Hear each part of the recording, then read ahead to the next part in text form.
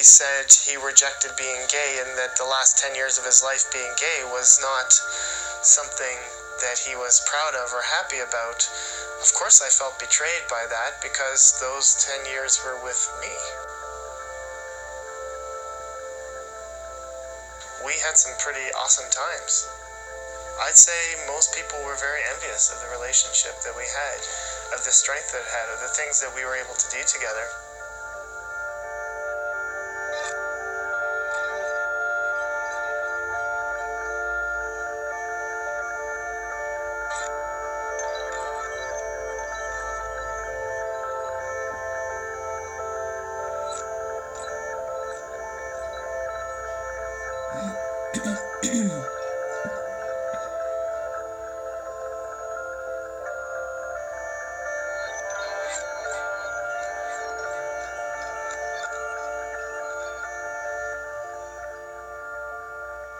But I don't think that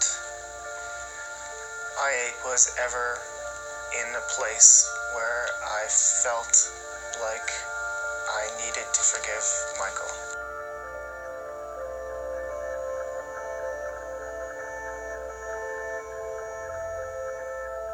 So I certainly don't feel like that now. I don't feel like I'm here for forgiveness.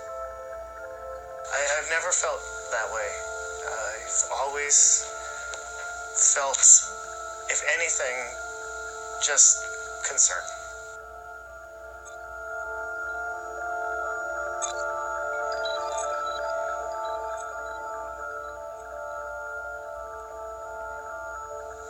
Coming to see him now, I hope, is a chance to see, okay, how are things now? Are they better? Has something gotten better? Does he still struggle? Is he feeling better? Is his health better? Does he feel like he's going to die every day? A lot of people really want to know if Michael is at peace.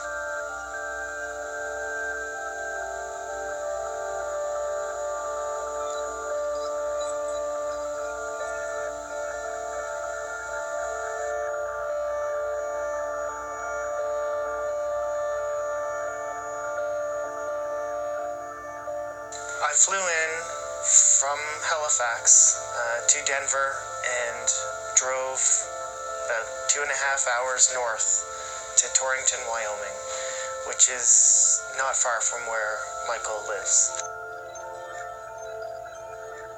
Next thing we're going to do is drive over to Michael's and see him for the first time in 6 or 7 years.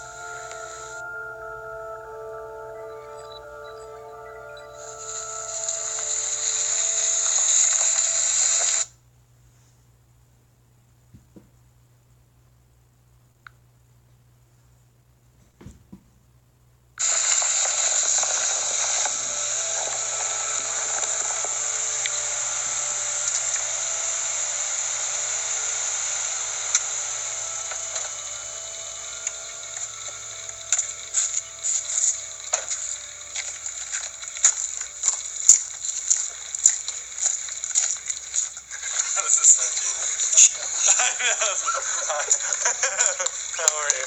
Good, how are you? Hello. Hi. Nice to meet you. So nice to meet you too. All right. Welcome to Wyoming. Okay, this is the front room? Yeah. Is that where you sit and watch the fields? Like when Sunrise, straight up. Oh, wow. And then we have our little kind of prayer room. We've been doing cool. meditation and stuff in here. Oh, this is nice. Yeah, it's really nice. Got a nice feeling to it. Yeah, so anyway, I was going to grab that album to show you because you were looking at that. Wait, slow. I want to go back to the... Yes, I do. I want to see. So yeah, anyway, this is silly. Oh. These are the cake and stuff. We didn't do anything formal. They wanted us to do a cake cutting, and we were still taking pictures. Yeah. They were like waving at us. And they were getting mad, and they were like, "Get over here and do the cake." And we're like, "Look, we're just we were stressed out enough as it was." So.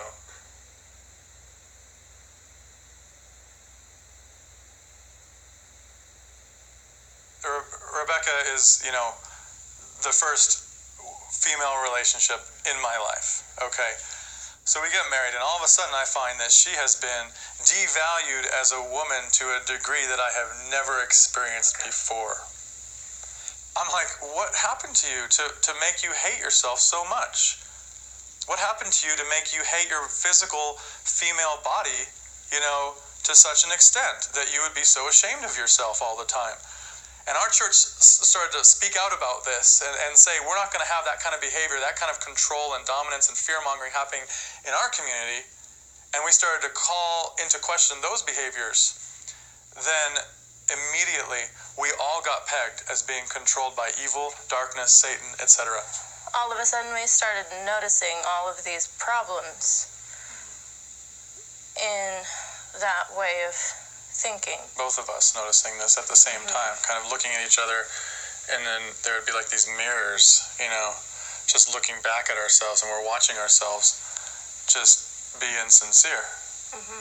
It just happened. It had to happen for us.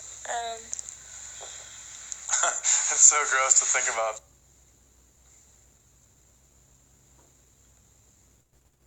So what do you think is at the root of this religiosity? What drives people to be that way? Greed is at the root of the system. But the system itself is run by fear. And so people are just afraid. Yep. But I don't think it's about the doctrines. I really don't think it's about the teachings. I think it's about the American Christian machine, which is about dominance and power and fear, and at its root is centered on or controlled by greed. The Bible can be used in so many ways to control people. And so even, I don't like picking up a Bible because, I've heard it before, and it's painful to hear it. It is so painful to have the Bible be used as a tool of shame, and to be having that shame rammed into somebody's physical sense of self throughout their entire developmental years. So, at times when you use the words of the Bible or whatever it was in ways that would have been received by others in just as perverse a way. Yeah. What do you have to say for yourself? The first three words that come to my mind is, I am sorry. I really think Jesus is God, personally. And I think that being that he's God, he's a really sweet, kind, and compassionate God. And I think that Jesus is the Jesus that I love. And it is a shameful thing for me to think of how poorly I have represented that Jesus over the years.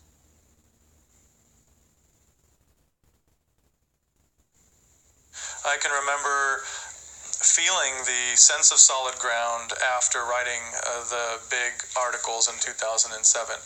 And I can remember the solid ground coming from a slew of positive emails that I received from Christians throughout the world, about 600 of them. Almost all of them I printed out. And so immediately you build up a very clear mechanism of, now I have entered into a war, a righteous war, wherein I'm on the right side, and there is now a wall between my side and anybody who has any feelings other than I support you. Would you say you were exhibiting the characteristics of a person suffering from mental illness? I wouldn't say that just that. I would say that I had already, even before that,